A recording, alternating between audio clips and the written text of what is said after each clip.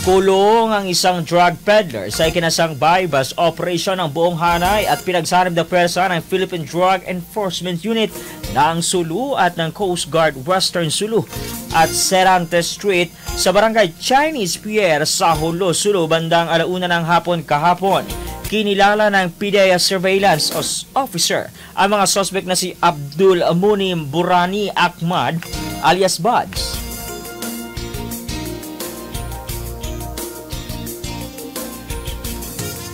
Ang nasabing sospek ay isang magsasaka at residente ng Luok Tulay sa Patas, Sulu.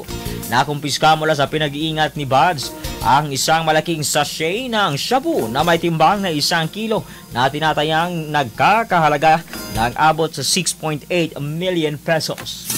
Nakumpiska mula sa pinag-iingat ni Buds ang nasabing droga sa ikinasang bypass operation. Sa kasalukuyan, nasa kustodiya na ng PDEA ang suspect at nakatakdang sampahan ng kasong paglabag na sa Section 5 at ng Republic Act 9165 o ang Comprehensive Dangerous Drugs Act of 2002. Bandera Reports Afternoon Edition.